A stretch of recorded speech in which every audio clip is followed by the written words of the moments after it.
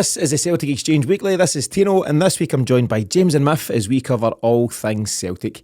Ange Postecoglou's Celtic side are now within touching distance of making history, with the Scottish Cup semi-final win over Rangers now putting them just 90 minutes away from completing a world record 8th domestic treble. Miff, as forecast last week, this Celtic side always respond positively to any sort of domestic setback, and following last week's 1-1 draw with Motherwell, we've done so again. Your summary of where we now find ourselves and your Celtic moment of the week, please. Hello Tino, hello James, hello listeners and viewers. Where we find ourselves is on the cusp of a historic treble. That is due to the excellent work of the team and the management, specifically the manager. Recruitment has just been absolutely fantastic. And now what's in reserve is going to be tested, given the news that we've heard and the possible injuries to, the definite injury to Carter-Vickers and the possible injury to Alistair Johnston. So the squad that he's built is now going to be tested towards the end of the season. But what a magnificent position to be in. Just the game itself was quite fraught, quite frantic.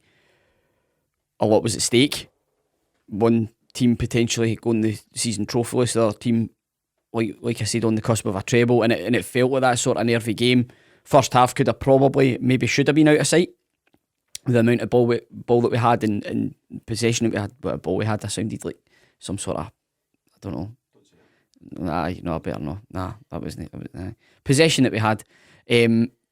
Should have made more of it. Rangers were barely out their own half, really. First half. Second half, we conceded a lot of territory, but it seemed to be a bit of rope-a-dope, part of the plan, but I think we were quite happy to give it, given the Rangers were relatively toothless, albeit that we did ride our luck on a couple of occasions, but the big players stood up. So, me personally, I'm in a very good place. You know how nervous those games make me. Delighted that those games are out the way. Delighted we've won, delighted we're through. Moment of the week? Moment of the week for me is Alistair Johnston's post-match celebrations, complete with crutches and moon boot. Probably not what the physio or the doctor would have been ordering post-match, but he looked like he was absolutely loving it. And again, just the team are, well, when you're winning, you're always lovable, aren't you? You know, that's the benchmark. That this team wins, and they get to enjoy those moments because that's what they do. That's their mentality. And what we know of Alistair Johnston, James, he wasn't going to miss those celebrations for anyone, and up till his injury, he had a very solid performance, didn't he? I think, despite Tony Ralston coming on and playing fantastically, losing Johnston just disrupted our flow a wee bit. Things weren't coming through the right like they were with Johnston. Maybe they were just letting Ralston, find his way into the game.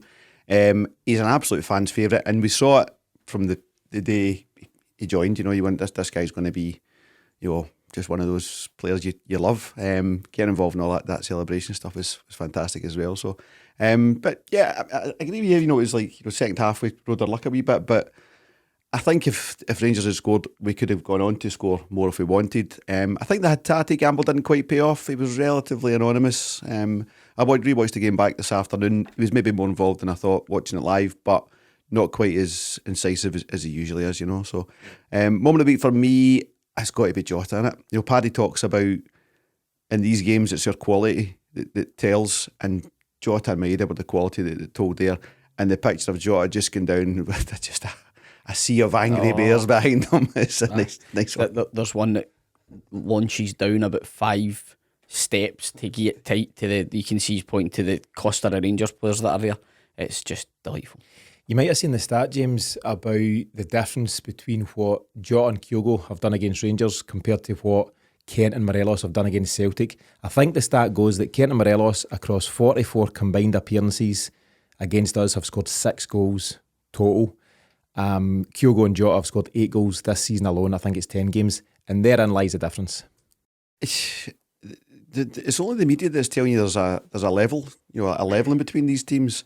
There's a huge chasm between us and Rangers, and obviously we've got what to do in the summer as well to kick us on for Champions League. They've got a huge rebuild with washers, so I don't know how they're going to get away with that one.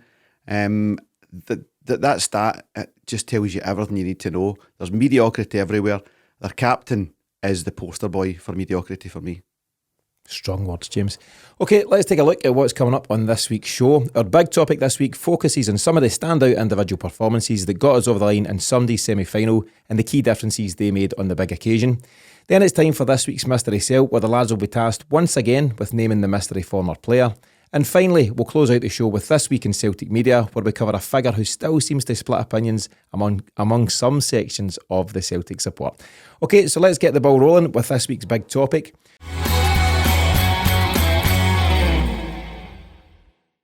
Shortly after Ange Postecoglou arrived as Celtic manager in June 2021, it became quite clear what his footballing philosophy and style would be. And since then, we've seen some of the most enjoyable football played at Celtic Park and beyond in a very long time. However, at the end of the day, none of it would be possible without some of the key individuals he's recruited to deploy his system, and their impact was as clear as ever in Sunday's Scottish Cup semi-final win at Hampden. Today, we're going to look at the very different but equally important three vital components of Ange Postecoglou's side and of the key parts they played in our most recent success. James, we're going to start with yesterday's man of the match, Cameron Carter-Vickers, and how could we not? How impressive was his performance at Hampden on Sunday, especially considering he'll now go straight in for surgery this week? I mean, just a real commanding performance. You know, we talked about when Ange came in that the team was really missing captains. You know, there's probably 4 or 5 guys in that team that could be captains, and Carter-Vickers is probably right up there amongst them. He's 2 of them. He's 2 of them, aye. Outstanding. That one, really bad foul from Morelos on Carter-Vickers in a smash in the box that Robertson decided not to give. And Vickers has to get up from his kind of sick bed and go and clear the ball before the ball gets put out of play and he gets a chance to get some treatment. He was just outstanding. I'm delighted he's getting hidden away in Ross Hall over the summer. That could maybe go in our favour in terms of suitors that would be coming in for him. So it's good for him to get the rest, get him back to top fitness and ready for Champions League football. As James says there, he literally put his body on the line for the club yesterday. He made a decision to play in a semi-final and do all he could to get us to the final, knowing fine well they wouldn't be able to play any part in it. What does that say about his character first of all, but just in general the character and team spirit in Celtic's dressing room? Well, I think he is a leader. That's why he was brought in. And like I referenced last night in the post-match when we did it, Tino, Carter-Vickers was a bit of a gamble. I think he did a few ropey performances for Spurs in the Europa League, and he was pretty much judged in that without having any sort of run in the first team. So when he come to Celtic, it was by no means someone who was guaranteed to even become a starter. Although it was a position we desperately needed covered at the time. Fast forward, 18 months and he's been nothing but absolutely phenomenal. To me, that he epitomises the Ange player, someone that wants to come in, wants to learn, wants to get better, but leads by example. So what better way to lead by example than, you've got somebody like Yuki Kobayashi's coming in, still finding his feet in terms of the getting to grips with the league and the culture and all those different types of things. In effect, he's shielding him from being exposed in a game like that yesterday by going and leading by example, leading the defence. The partnership he has with Starfelt is immense. I think we touched on it again last night in the post-match, is that in the context of yesterday, I think Starfelt deserves just as much praise as Carter-Vickers. I know Carter-Vickers got a lot of the kind of last minute interceptions, but I thought as a duo they defended immensely together. And really just Vickers is now, to me, that figurehead that we need, that that really solid, strong defensive centre half. You don't really see him get beat too much, if ever. And it is, dare I say it, Van Dijk, Balde, Mialbe-esque that you're seeing now, because you've seen it over a long enough period of time. It's not a flash in the pan, it's not a 10-game run. This is for 2 years. Scored a winner at Ibrox. Been part of a team that's lifting trophies. Played in the Champions League, albeit not as much as we would have liked. So for me, he's as good as we've had in recent times. And you're right to mention Carl Starfelt. So I think now with Carter-Vickers' injury, they now head into summer with that record intact that they've never been beaten domestically in Scotland since they both arrived and started playing together. James, you'd have to wonder who makes the calls at Spurs to let a guy like that go, particularly when you look at Spurs right now and they're absolutely leaking goals. That's the bit I don't get is I know they'll maybe look for a certain amount of culture in a centre half, but I mean, to me, Eric Dyer is as poor a centre half as you'll get. He's very, very poor. They certainly weren't in a position to be giving centre halves away, and at 6 million, 6.3 million, that is a giveaway. You'd say so. I mean, I think he'd a half dozen loan clubs from Spurs, Sheffield United and Ipswich and Bournemouth, I think, and a few others. before finding himself at Celtic, but you'd have to say it's a phenomenal piece of recruitment by whoever identified him. I'm not sure whether it was Ange or somebody behind the scenes or they already had eyes on him, but it's a hell of a pick out, isn't it? Yeah, and that's been the hallmark of Ange's recruitment team. I don't know if he was on the radar before, a bit of scouts that were in the building before Ange came in, because he was there pretty quick. But whoever's done it, it's a great spot. It was obviously something we were crying out for. We were really, really short in that department, not just in terms of centre halves, but in terms of leaders as well, as I said earlier on. So yeah, but he's not alone in amongst the quality recruitment that's come in the last year and a half. He's actually, I think he arrived on the last day of the window, the season we signed him, and it turned out to be a pivotal day, because I think we had him, Giakoumakis and Jota. Yeah. There's a picture of the trio. Giakoumakis, obviously GBNF and all that stuff, all the best to him, but Jota, Carter-Vickers, they're just absolute stars of this team. It's that profile, the profile of that signing, that they've all got that bit to prove. With Carter-Vickers, he'd been a nomad, loans out, and I think he'd mentioned in previous interviews the reason why he came back to Celtic and signed permanently was that uncertainty of, where's my pre-season this year? Is it 2 weeks with Tottenham, then 3 weeks with the loan club, and that really affecting where he was going to be staying, just all practical things, and feeling wanted at Celtic. But also I think the manager's got to be a huge factor in that. He is a manager the players want to play for, and that all comes from just that, that plan, that strategy, that transparent way of playing, what your role is within the team, and it being made very clear to you. And he has just thrived in that environment, absolutely thrived in it, and he's now became, one of the leaders of the team. He is a major part of the spine of the team. And the thing is, James, he's continued to get better since he came in the door, and it's exciting from his own point of view as to what his trajectory will be. The hope is he's at Celtic for long enough, and we'll see how that goes, but he could hit some real dizzy heights. And I think that's sorry just to cut in there, but I think that's a vital showcase for us to players of a similar profile and a similar position in the English Premier League.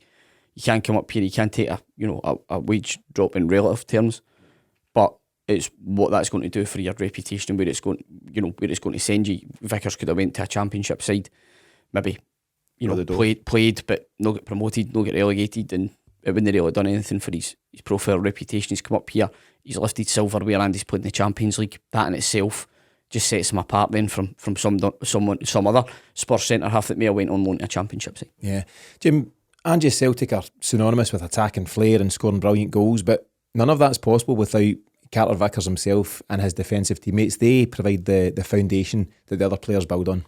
Yeah, and it's also, there's a real good comparison here between what our defenders do and what Rangers defenders do or did. Their job is to clear the ball, long balls, just horrible football.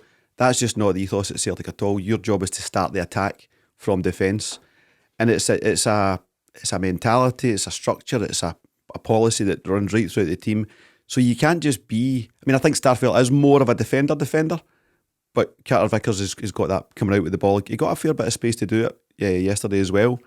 So there's more to our centre halves than just being defenders and clearing the ball. They're attackers. They're defenders that start the attack. And you can see that with Alan McGregor. How many times did he shell out the park? 4 or 5 maybe? Yeah. And he's the start of their attack, inverted commas, and you're back to square one.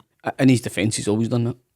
He's never been. Does it make it right? But he's never been one for. He plays the ball at the park regularly every time we play against him. Yeah.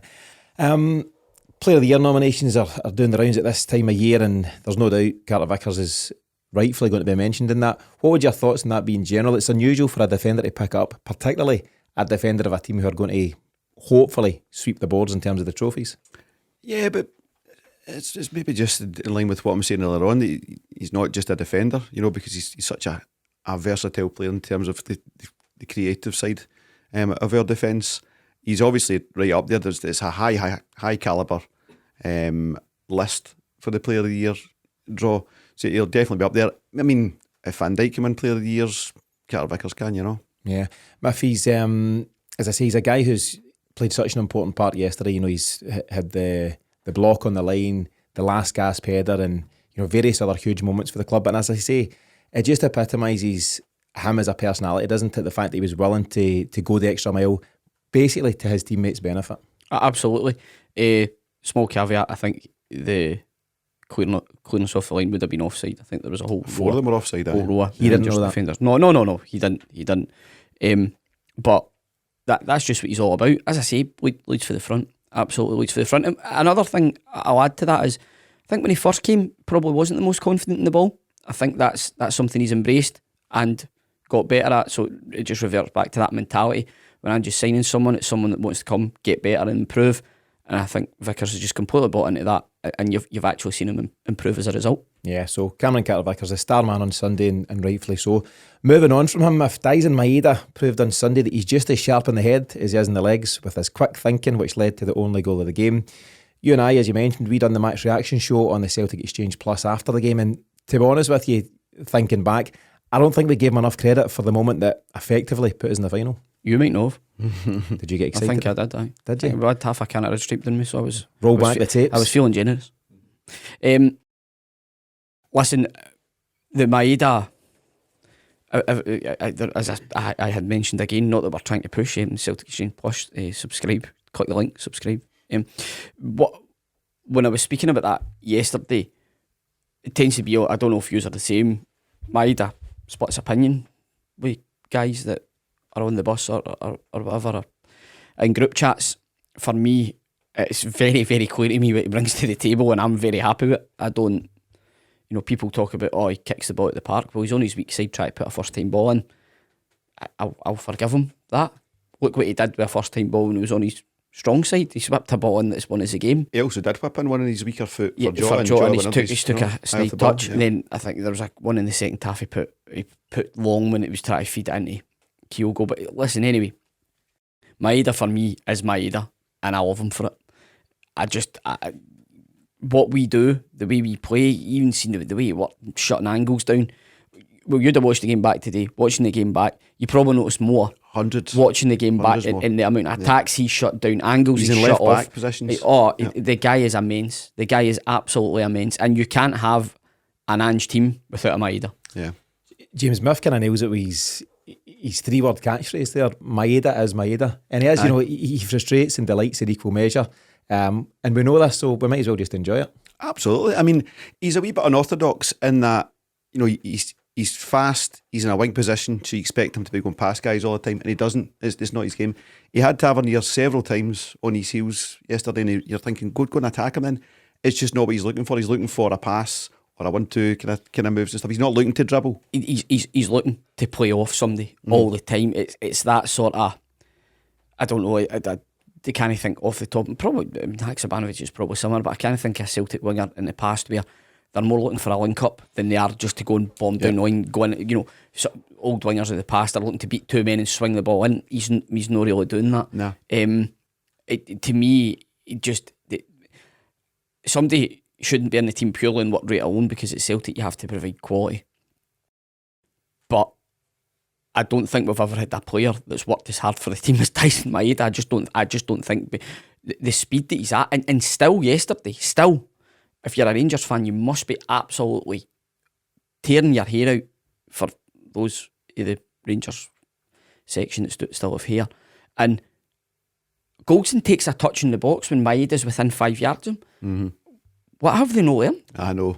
And he just gets away with it no more. It's nearly a penalty, actually, because he's done that Cardinal thing. He's taking a touch blind when you maybe go to swing the boot and the attacker gets in there. He just gets lucky and actually hits it off Maeda. When will they learn? Yeah, one with Kent as well. Where Maeda he just shuts you down so quickly, and that when you look at those things, what he brings to the team, to me, it's just so glaringly obvious. I just love him, as you can probably tell with the fact the voice is getting a wee bit higher and higher, and I'm getting more animated in the chair. I just love him. Yeah, I mean, James, he absolutely does. He epitomises this Celtic side and the whole "we don't stop" mantra, and he was still closing guys down after the 90th minute. I questioned Jota going off at the time. In my head, I thought Maeda was the man due to go off, but then you take into consideration Jota's injury and the fact that Ange, he trusts Daizen Maeda implicitly. He just knows, and and Miff says as well, we as fans also now know, you know exactly what you're going to get from him. Yeah, I mean, if Ange is a first name in the team sheet guy, Maeda's probably it. And another thing about him as well is his head never ever goes down. He's got that immediate reset. He ran the ball out a couple of times, maybe 2-3 times yesterday. It looked like it just didn't happen. This is it's on my very notes here. He makes mistakes by the bucket load and does not care. Yeah, Abada as well. Again, that it is no fluke that there are players with this mindset in the team. That's been identified in them when the manager's speaking to them before he signs them. Yeah. Abada will shell the ball right out the park.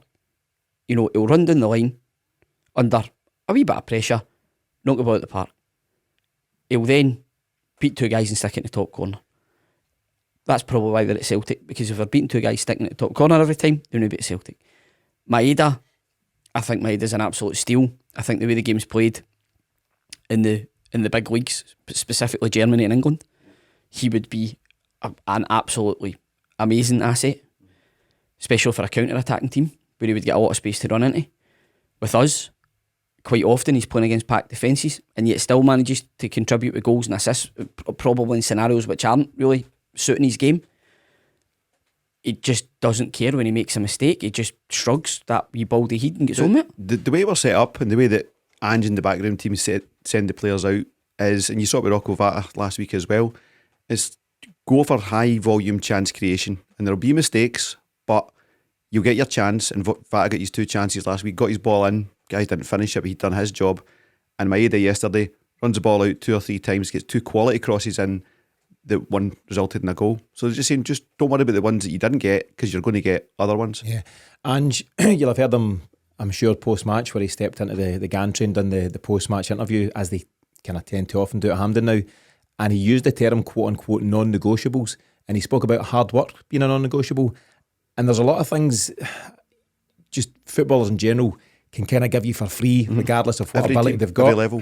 And it's hard work, and it's mindset, and it's focus, and all these things. And I think Ange absolutely hammers this home to every single player, regardless if you're Jota and the skill he's got, or, I don't know, let's say Starfelt, who's more defensive. I'd say, why are Taylor and Ralston in the squad? For the start, why were they trusted for that? You knew that was the absolute bare minimum. They're 10 out of 10s on that stuff every day. Actually, Ange's in training watching that, he sees Ralston will know about ploughing through guys in training, knocking them left, right, centre. He'll go, I'll have a bit of that. He's, Taylor's doing the inverted fullback thing. You see the ground that he covers. Thought, both of them were notable yesterday in how well they played. But you're right, that there was a lovely moment between Anil and Ange. I know say Tino's good friend, Martin Anil. And it was lovely, clash of generations, and for me, Anil's team was a lot of fun to follow, but Ange's team proven just as much so, and it was just so nice to see that wee moment between them. But yeah, in terms of the hard work, you're not going to get through the door unless you're willing to show that. And if you look at the guys that we've emptied out, the guys the likes of Julian, Barkas, Ajeti, all talented players in their own right, but if they're not going to give you that 100% in every facet of the game or training, you're out the door. See, the most galling thing, if you're a Rangers manager there, is, as you say, those things are free. We don't lose that goal they lost yesterday. So that Kent's switched off for the quick free kick to O'Reilly, I think it's McGregor to O'Reilly, and he was also switched off for the ball from McGregor to O'Reilly for Jota's goal in the 4-0 game. And then when the ball goes dead and it's not dead, they're not playing to the whistle. That just doesn't happen in an Ange team, because you're always on. It's brilliant. I highlighted to Miff in the post-match that I thought up to 4 players had switched off. Yeah. I think there's 7 players. You can see it, there's another angle. And in the screenshot, there's 9 Rangers players and 6 Celtic players. Yeah. And it's like, we shouldn't be scoring for this position. Matt O'Reilly is also absolutely incredulous at not getting that free kick, and rightly so. Yeah. So is Campbell. Yeah. It's a free kick, ref. Yeah. But there's I think it was Sports Scene that highlighted it. They done a focus on James Tavernier, and he checks his wing mirrors in football terms. Once, I've got Jota, twice, I've got him. Number 3, I've definitely got him. And number 4, he doesn't check, doesn't look, and Jota ghosts in and does what Celtic so often do against Rangers and ghost in at the back post, and it's games a bogey. And as that all comes down to mindset, focus, concentration. You don't have to be the best footballer in the world to stay switched on, and that's drilled into the Celtic players. I mean, I think Maeda, as I say, epitomises that, and just his ability to press reset after any sort of issue, any sort of running the ball at a player or anything like that. And again, we spoke about Carter-Vickers for Player of the Year stuff. I don't think Maeda's the type of player that would get nominated for Player of the Year up here, rightly or wrongly. And guess what? He doesn't care either. No. He's just here to do his job. He just gets his head down and works away. And I think he's the ultimate team player, Miff. Yes, I would agree with that. You can see he's beloved within the team. So much so you could see how much credit the players were giving him yesterday after the goal had went in. But it's those moments that decide tight games. Rangers had their moments and didn't take advantage of them. Celtic had their moments and did. It's just that simple, and that is the difference between these two sides. The other thing is, Celtic haven't just been doing this since Mickey Beale turned up. Celtic have been doing this for the best part of 2 years. So you need to remember that. People talk about Rangers being disrespected and there's 2 good teams in the country. Just pay the right respects to the best team in the country. Yeah, it's a fair point. James, the third guy I want to highlight from Sunday, and again, I don't think enough praise has come his way, is Joe Hart. You were watching some of the game back earlier, as we discussed, and I think he absolutely rose to the occasion in both halves. He had some massive moments, didn't he? Yeah, he was a real commander throughout the whole game, clearing everything that came his way. He was pretty flawless, in terms of performance. And even when that Carter-Vickers injury from Morelos I was talking about, Hart is all over Morelos, backing up his defenders and stuff. So just another guy that epitomises the spirit of this team. Came back, something to prove. Someone who's got loads of experience, someone who could be another captain. And yesterday showed it all. Brilliant. And interestingly, Miff pointed out the profile of signings that Ange makes, and having a point to prove is almost one of the absolute musts. You see that everyone's got a different driver. Joe Hart at the opposite end of his career than, say, Leah Labada, but still got a real motivation there. I mean, he just turned 26. He was 36. He was 36 in April. Breaking news, he's only a kid. He's played at World Cups, Euros, won the Premier League twice with Man City. But Miff, this is a guy who's fully embraced the opportunity at this late stage in his career to play for a club like Celtic. Absolutely, and performances like yesterday, keepers at 36, when you think about that, it's not really that old, still a couple of years probably left in him at the top level. Excuse me. But for me, Hart yesterday, that's why he was signed, for occasions like that and performances like that, using his experience, helping out his defence, being ready when called upon. Those qualities in a Celtic goalkeeper that you need. You're maybe not going to be under siege, but you'll be required at different times to make big saves.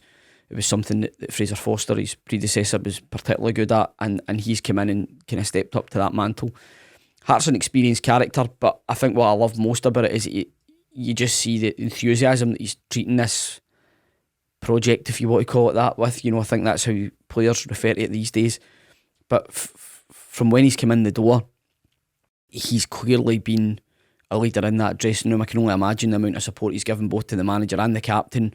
The captain at the time when he was still new to the role. To me, it's just refreshing having a character like Joe Hart on board. If you'd said to me, 10, 15 years ago, you'd have Joe Hart playing for young goals at Celtic, I'd have thought, no chance that's going to happen.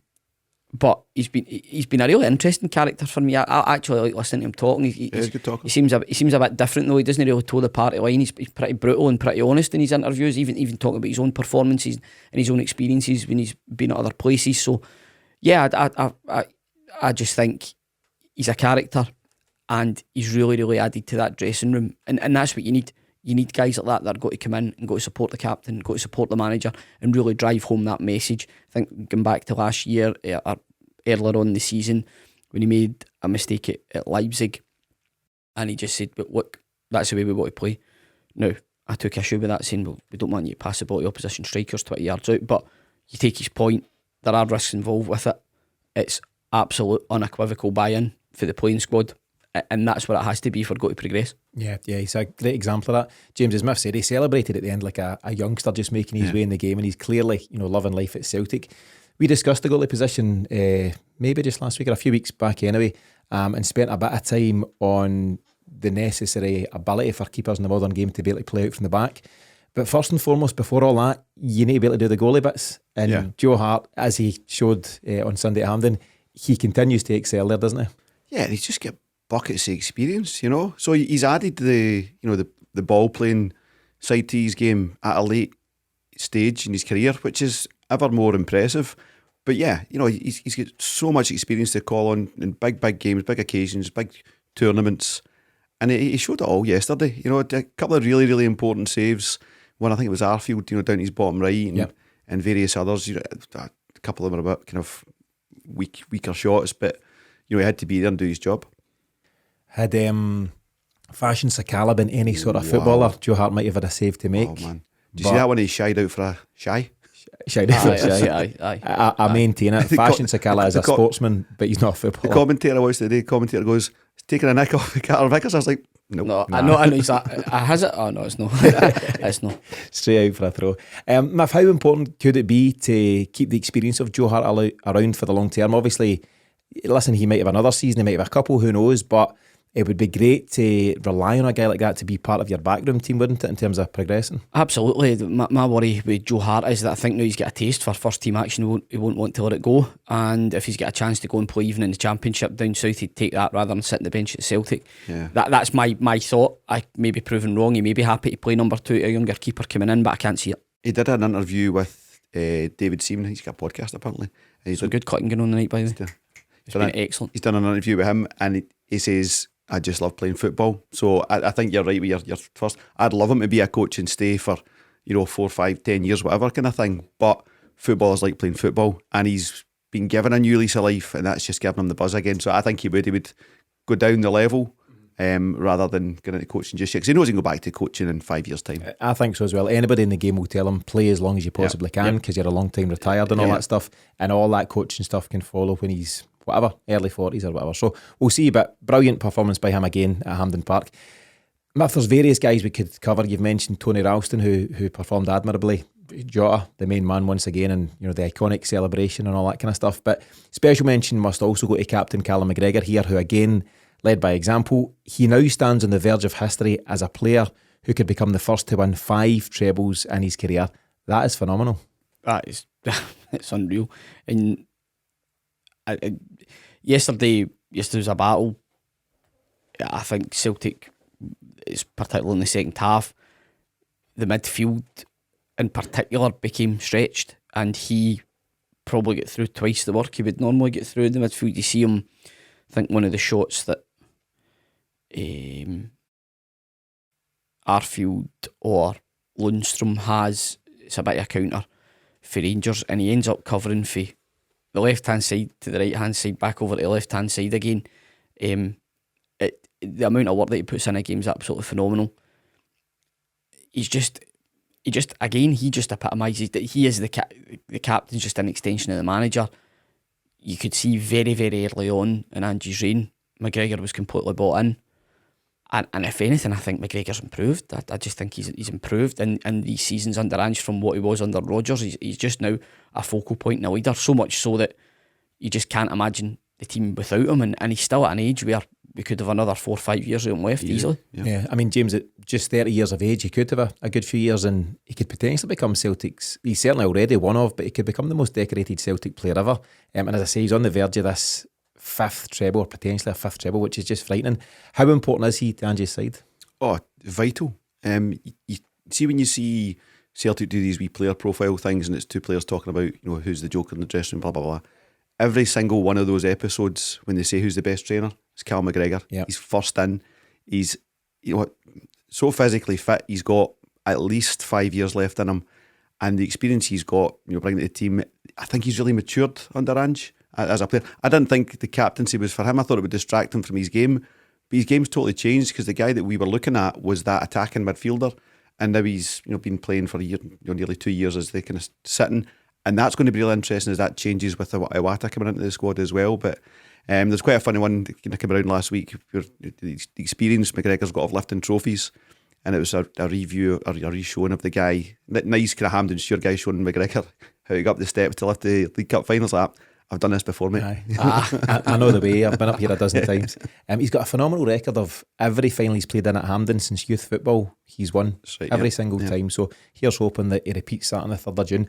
So I know we've picked out a few of the star men there from Sunday, but in truth, it always has been and always will be a team effort under Ange. Here's hoping this team can now do what they need to do in the coming weeks and go on and help us achieve something really special. Just before we move on to the Mystery Celt, do you want to play another wee game? Always. I seen this earlier on. So there's an article in the Herald from the Old Firm Facts account, which allows you to create your own Rangers will show Celtic next time headline, right? So what I need, I'll go with you, James, first. What I need is the initial of your first name, which I know, the age bracket you fall into, the month you were born, and your favourite colour, and that generates the headline. So hold on a second, I'll just pull up the site. James, your first initial? So it's Chris Boyd, I think, is my guy. Yeah, so let's get through it. So letter J, 1 second. Letter J gives us Chris Boyd, correct. And try to guess my email passwords. Yeah, so Chris Boyd and your date of, your month of birth? February. That's correct, same as me. Chris Boyd shows Celtic what Rangers are made of, and your age bracket, James? Well, give me the options. Yeah, 41 to 45, we'll throw you in there. And swears Rangers will, and what's your favourite colour? Blue, would you believe? Is it really? Brings out your eyes. In show of defiance. So read that again. So your line would be, Chris Boyd swears Rangers will show Celtic what Rangers are made of in show of defiance. Yeah. Miff, what do you? Same except green. Same except, hold on a minute, I need to start again. We'll go for M for Miff, will we? Aye. We'll mix it up a wee bit. So your player is Ryan Jack. Oh, I think that was very disrespectful. Your month of birth, Miff? Oh no, sorry. Your age bracket. Same age bracket. Well, do you know what? You look younger. Aye. I'm going to put you in the 35 to 40. I'd say so. I wasn't about to say that myself. That would have been, quite conceited. But yeah. So Ryan Jack assures fans Rangers will. What's your month? September. Ryan Jack. I'm a John Virgo. Ryan Jack assures Rangers will shut Celtic up. And your favourite colour? Green. An astonishing rant. Sounds about right. Yeah. So do you know the funny thing is, James? He's just lucky it was known in the streets. True that. Oh, shut up, man. This is obviously by Old Firm Facts, and he takes a kind of lighter look at things, online and otherwise. But the lines between reality and fiction are becoming all too blurry these days over at Ibrox. It really is. I mean, because it's how many times we've been told it's that wasn't the real Rangers out there, and when Cantwell and Raskin play, then Cantwell and Raskin play, and then it's like but just remember Inspector Gadget at the end of every episode. Oh, next time, okay, Gadget. Next time, man. Next time. There's a bit of that going. The guy used to bang the table, stroke his mad cat. Next time, Gadget. Call him like that. We call him the Wily Coyote. So never quite gets him. Nearly. Miff, we spoke about Todd Cantwell, and he's now the new hero because he refused to pass a bottle of juice or something to Rio Hattati during a break in play. But the Rangers now require a new head of stop saying stupid stuff, please, because everyone from players to coaches to everyone else, they're just tripping themselves up. I mentioned it last night when we were doing the post-match around the assistant manager coming out and saying, I've got something I've got to say after the game if we win. What? Aye. Barisic saying, when it happened if we were on the street. What? What are you talking about? Just stop it. It's like just stop. I see if I was a Rangers fan, aye. Boys, right, I get what you're trying to do, keep us all motivated and that. We just want you to win. We don't care about all the other stuff. Just shut up, turn up for the game and win. Had they not come out with that hot air, I think probably if the hot air isn't there, you're a Rangers fan yesterday and you go, we've actually gave that a really good go yesterday. Second half in particular. I think we've maximised our squad fair. And you would say, right, unlucky lads, it comes off the back of a season of defeat, but you'd say they've chucked the kitchen sink at that and they have tried. But instead, build. That happens yesterday and it's like, well, if you go on Twitter, you'll see a few. Booed off and, some sweary words as well. You'd have to say that this... I didn't think you go swearing at football, but this all comes from the manager, right? Yep. And the thing is, he sets the tone. He could hardly turn around to Todd Cantwell and say, Todd, you can't really say that, mate, because Todd would be going, are you joking? Have you heard the stuff that you've been saying? But yesterday morning, he came out in the paper saying, somebody asked him, what did he think about people who are critical of Rangers this season? And he said, some people are too fond of the sound of their own voice. Who said this? Beale. MB? You've got to be kidding me. Anyway, a fun section that, in terms of picking your own headline and stuff. But as I say, it really is pretty close to reality there over at Ibrox. Let's move on to this week's Mystery Celt, and as always we'll start with a quick reminder of last week's Mystery Celt for anyone who missed it. So clue number 1, I've scored 4 against Celtic in the Europa League. Clue number 2, I played in the Scottish Cup final win over Hearts in December 2020 that sealed the quadruple treble. And clue number 3, I was once signed for £16 million. The answer of course was Moy El-Younousi. Myth, too easy for you, I think you got it after clue 2. Si senor. Your thought? Si senor? Si senor. Guys from Norway. Well, I'm just saying si senor. Oh, right, It means He's yes, sir. Spanish. Yeah. Fair enough. It's a cultured man. Anyway, Myth, your thoughts on El-Younousi's time at Celtic? Oh, I would have loved to have seen him in this team. I really would. Big fan. He is out of contract in summer. Big fan. Big fan. Yeah. Big fan. James, I'll run through his fact file before coming to you. So he played for Celtic across 2 loan spells, firstly in the 1920 season before returning for another loan in the 2021 season. He scored 24 goals and assisted 14 times across 67 appearances for the club. 7 of those goals, interestingly, came in European competition.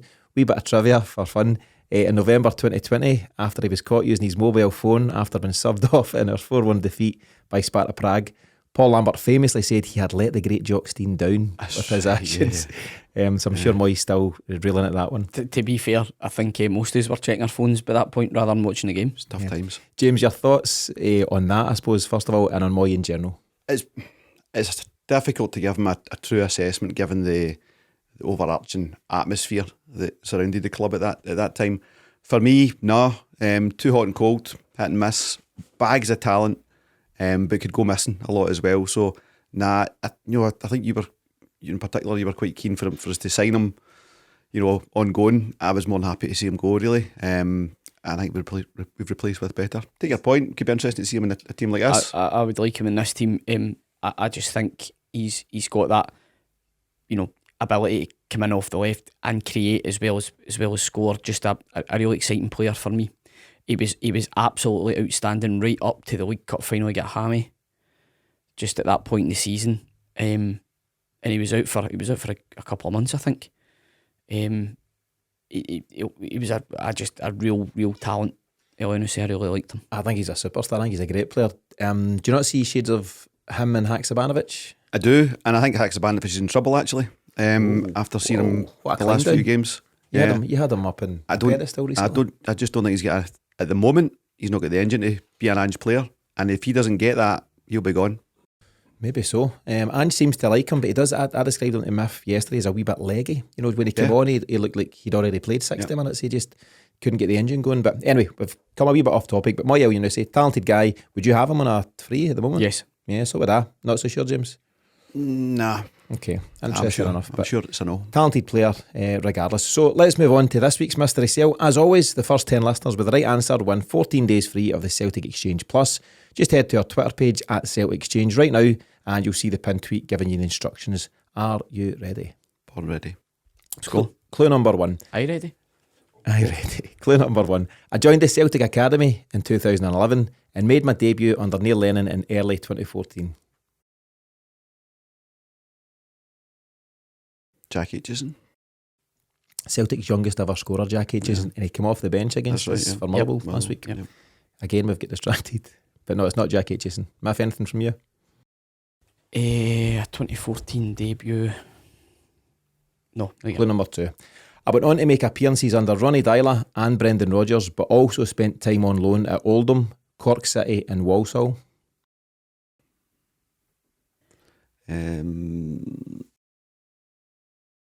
And clue number 3, I'm still playing and have just won promotion to League 2 in England. Oof. So as always, you have until I come back from reading out this next section to provide your answer. And while the lads are having a wee think about the Mystery Celt, here's a quick reminder of the additional content we provide to subscribers over on the Celtic Exchange Plus. In addition to special episodes with ex-players, coaches, journalists and Celtic authors, we produce extra pre- and post-match podcasts for every Celtic game, and we'll have our match preview podcast ahead of this weekend's game with Hearts available to subscribers on Friday afternoon. As always, we'll also then return shortly after the final whistle on Sunday with our full match reaction show. If you haven't already subscribed, you can enjoy this additional content for free by signing up right now for our complimentary 7-day trial. Simply visit thecelticexchange.com/sign-up, where it takes less than 2 minutes to get started and to join your fellow fans in enjoying everything we provide for subscribers. So if you enjoy what we do and want to hear even more from us across the week, then visit thecelticexchange.com/sign up now and we'll see you on the inside. Okay, lads, what have you got? Give us a quick run through the questions again. You always do this, I need to scroll back. I joined the academy in 2011 and made my debut under Neil Lennon in 2014. I also made appearances for Dyla and Rogers, but spent time on loan at Oldham, Cork and Walsall. And clue number 3, I'm still playing and have just won promotion to League 2 in England.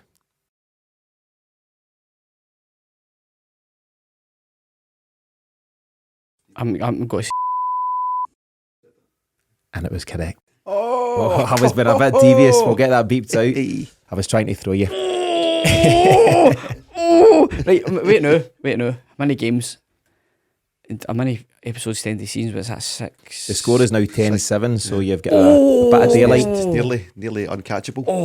And remember, if you think you're as sharp as James and Miff and know the answer to this week's Mystery Celt and want to win 14 days free of the Celtic Exchange Plus, then simply reply to our pinned tweet at Celtic Exchange using the hashtag Mystery Celt. Tino inherited the gap, so he's That's only right. counting it for this point onwards. He inherited the gap, so it's not really his deficit. The next one will be can he win the split? Can he win it from this point on, and then he's won it? Judgment next season, Miff. Aye. Judgment next season. Aye. So So it's a revamp, not a rebuild. correct. Time for This Week in Celtic Media, where each week we dig out something of interest from the world of Celtic online. This week features a man who continues to split opinion amongst a section of the support. James, what have you got? It's our old pal Neil Lennon. Yeah.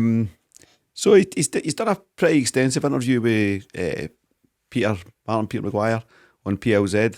And do you know, I know it's we're not ready yet to get No, over we're all not. that. We're not, James, we're not. We're just not. Too soon. But I like listening to Lenny talk about football. I really do. It's a quite a broad interview. Covers obviously a wee bit of his time in Cyprus and the success they had there in the Cup. You know, a bit of Europa. Was it even conference stuff with? They got Man United in the and they Europa were- League. well, Tell me this isn't a spoiler, but see the things that went wrong in Cyprus, I take it none of them were his fault. How did you know? Just had a funny So what, feeling. what does come up is a real lack of self-awareness, and I think that's just a bit of a character flaw for the throw lines I like Neil Lennon for. I think that is an issue, and I think that's why he's not. He should be managing at a Celtic level or above, and he's not. He's getting pushed down because of these things. He's wildly loyal to Lowell and Desmond, blindly so, I would say, but they've supported him. He's supporting them back. That's a fair trait, I suppose.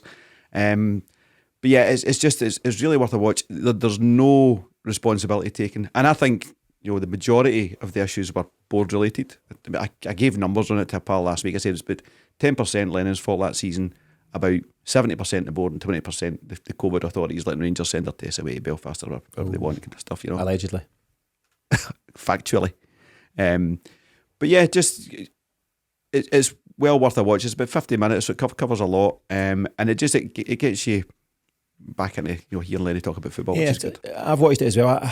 I'm the same. I like watching. Lenny's a football guy, and I like watching and listening to him talk about football. And as it's pretty wide ranging, so yep, he covers his time in Cyprus. He won silverware within a few months of getting out there, and credit for that. He then got the bullet about 2 months later. And interestingly, he said that's kind of the way of things out there now. I don't know how true that is or not, but he said he had fans of what were they called, Omonia and Nicosia. He said he had fans saying, sorry this happened to you, this is just our culture. And he did go on to say that the guy who replaced him lasted like 6 weeks or something. Nothing at all. So who knows about that? But he did then talk about the COVID season in general, the disruption it caused across European football, with various sides not winning the league. Lille won in France, PSG Atletico won in Juventus Spain. didn't win, Barcelona and Real and all that stuff. So there's a bit of that. He talks about COVID anxiety in general, and what people were experiencing in life. I mean, there would already have been so much pressure on the 10 season, and then you throw COVID and life just being a bit mental. It was a bit of a perfect storm's not the worst, but certainly a storm of sorts, and you can see something in that.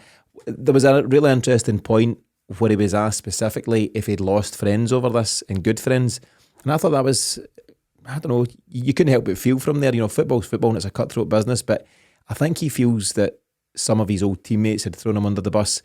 I remember around that time we were doing some post-match stuff with John Hartson in this very studio, and I think John Hartson was really, really supportive of Neil Lennon until he couldn't be. Until he could, and he couldn't be. He took it right to the point where everyone could see the job had run its course for Neil Lennon. For me, Harrison took it longer than he should have. Yeah, and it's a tricky position for an ex-teammate because you want to do that thing where you're loyal to your mate, but you also want to be honest and not be, disingenuous when you're asked your opinion. And he's a fan, so it's Harrison and Sutton, I think, are chiefly what we're talking about here.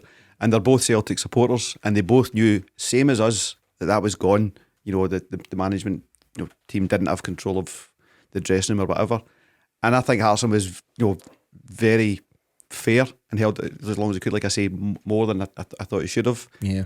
And Lennon saying, he should have picked up the phone kind of thing. Maybe. It's not how it works. It's not how it works, is it? Because he's asked a question, he answers the question. He doesn't get asked the question, so I'll just phone Lennon and see. Give me 5 and I'll check what I have to say. But beyond that, he talks about the Seville side, and it gets a bit lighter towards the end. He talks about the Boa Vista memories, which we were actually talking about last week, and he talks about comparisons with Ange's side. He said there's no comparison, pretty much. I think that's a brilliant debate. Yeah. What a game that would be, man. Yeah.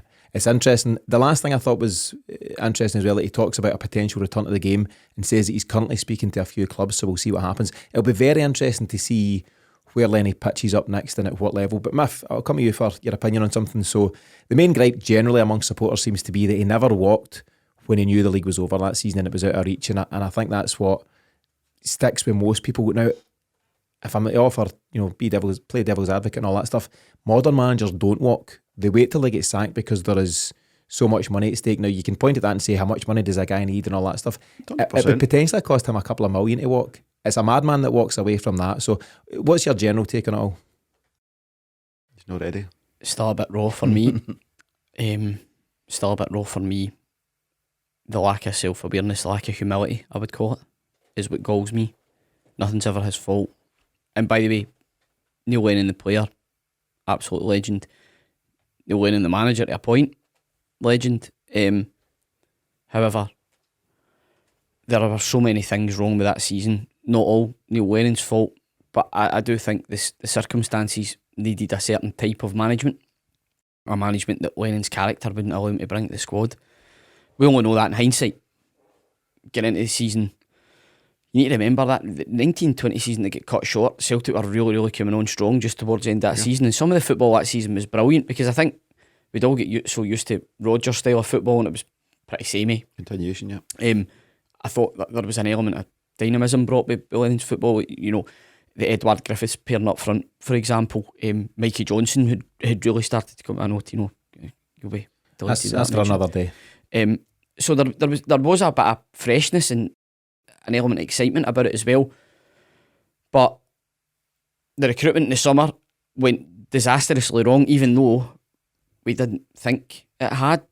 Losing Julian as well. Julian had been out.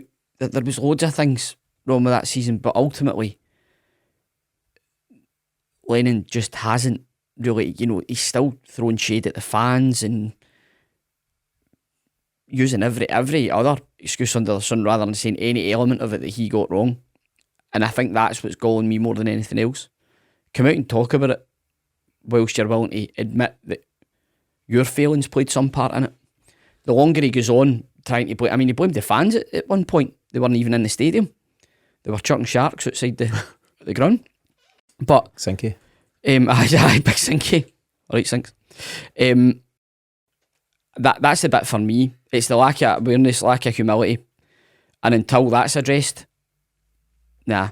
I agree with that as well. I've got various thoughts on it, but I agree that just a wee bit of humility, just put the pause up and say, and I could have done some things better as well. You're just a line like that or so. The poor thing for me though, you see some really, really biting stuff online against Neil Lennon, and it's pretty poor for me. There was one guy, I can't remember who it was, but really snidey, says that Neil Lennon only ever pitched up at Celtic Park when he was getting paid to do so, never a fan and all that stuff. I think Neil Lennon will have and maybe continues to hurt as much as anybody about that season. He is a Celtic man and that's a painful one. But you're right, Matt, he made his mistakes and maybe at some point soon he could do himself a big favour by putting the pause up. I'll just emphasise that point as well in case anybody thinks it's just sour grapes for me.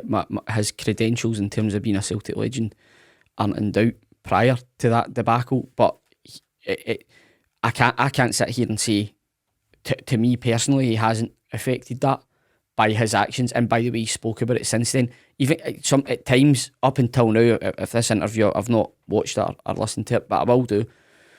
But prior to that, anything I've heard since the COVID season has almost been a bit snidey in the press, when, you know, that was a build up to a really big match for us, and it was brought out at that point. Now I know how the media works, you know, they've obviously done it for impact, but even that itself, I just think that lack of awareness, let's roll it out after. Again, there's just a lot wrong with how Lennon's acted since that. And I don't doubt for a minute he's hurting. I don't doubt for a minute he's been burnt. I don't doubt for a minute that he's genuinely lost some really strong relationships as a result of it. But again, that'll be because of how he's looking at things rather than being able to stand back and look at the bigger picture. What was he expecting people to say at that time? He had completely lost the dressing room. It was a rudderless ship. We were doing that, you know, we just started the podcast at the time, and you couldn't hear us talking for me banging my head off that wall. What the hell is going on? Why can nobody see anything about it? I mean, we listed on right through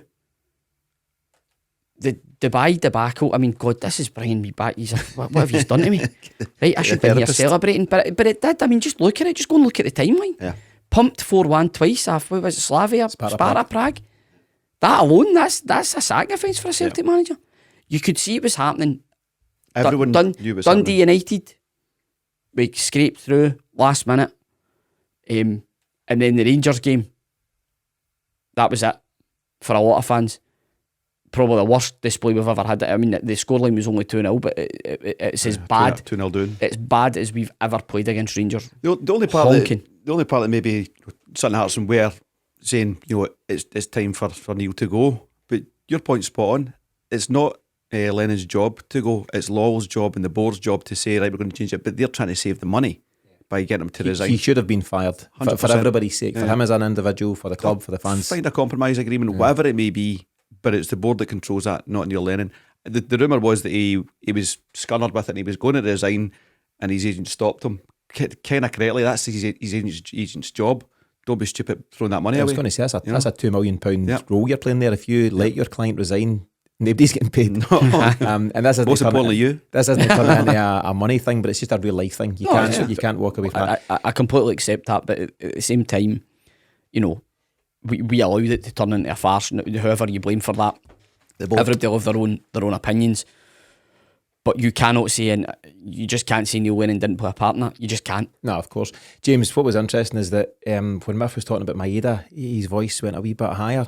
When he was talking about the Lenny time, it just hit the roof. He just went to a different octave altogether. I just wasn't prepared to be Peter Martin used the term time's a healer, and I think it is, and I think that's what it'll be with Lenny. Interestingly, we don't have time for it, but interestingly, Brendan Rodgers was at the stadium last night. Miff, I won't take you down that road.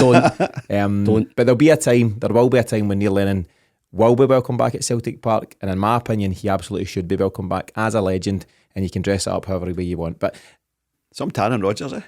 He's had a bit of time off. He's probably been in his Spanish bolt hole. Who knows? Anyway, the Lenny interview on PLZ. It's an interesting interview all in all. Very, very worth a watch. And as always, we'll link to this one in the show notes for the episode. James, we now know there are 6 games remaining for the season. 5 league games starting at Tynecastle on Sunday. And now that all-important Scottish Cup final on the 3rd of June. How are you feeling about it all, and what's your final thoughts for the week? Delighted. It's been a phenomenal season to be a Celtic fan. It's been a phenomenal 2 years to be a Celtic fan, but this season has really, cemented a lot of what Ange set out to do, and then we want to just keep building through the summer and really push for European success.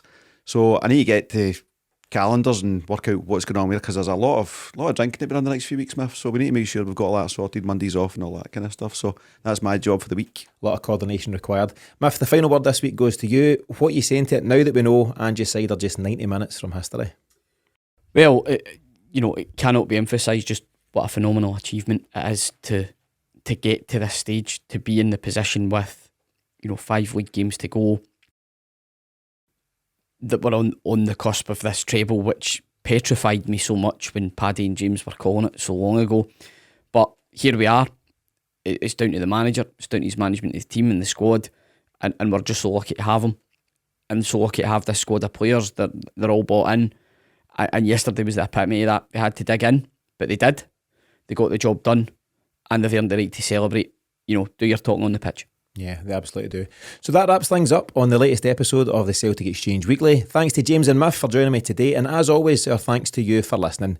Remember to send your Mystery Cell answer to us on Twitter for your chance to win 14 days free of the Celtic Exchange Plus. And beyond that, don't forget to visit thecelticexchange.com/sign-up, where you can start your free 7-day trial and enjoy all the additional podcasts we offer our subscribers. But in the meantime, from myself and the team, thanks for tuning in, and we'll see you again this time next week.